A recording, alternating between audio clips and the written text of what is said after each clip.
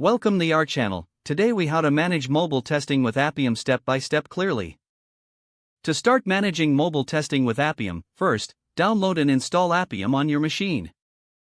Ensure you have Java Development Kit, or JDK, installed and properly set up. Next, install Node.js, as Appium runs on it.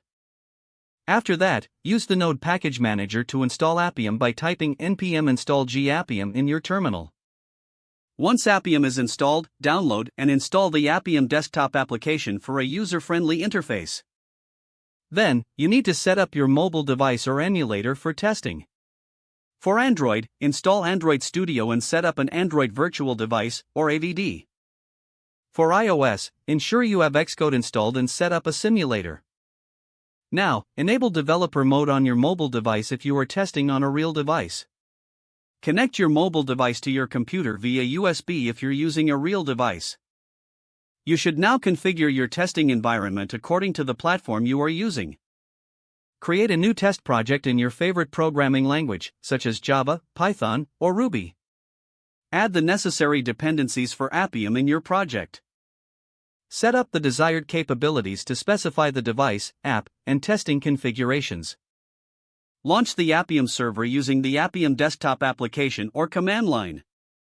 In your test script, instantiate the Appium driver with your desired capabilities. Use the driver to locate UI elements on your app screen. Perform actions like clicking buttons, entering text, or swiping using the driver methods. Implement assertions to verify expected outcomes of your tests. Run your test script in the terminal or through your IDE. Monitor the output for any failures or successful executions. Log the results for future reference and debugging. Repeat the testing process with different scenarios to ensure comprehensive coverage. Once testing is complete, review the logs and results to analyze any issues. Finally, refine your test scripts and desired capabilities based on your findings to improve efficiency in future testing.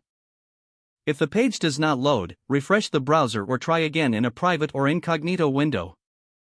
Make sure you are using the correct email address, then retype it carefully to avoid small typos. If your password is not accepted, use the reset option and create a new strong password you can remember. Don't forget to like this video and subscribe to our channel for more step-by-step tech guides.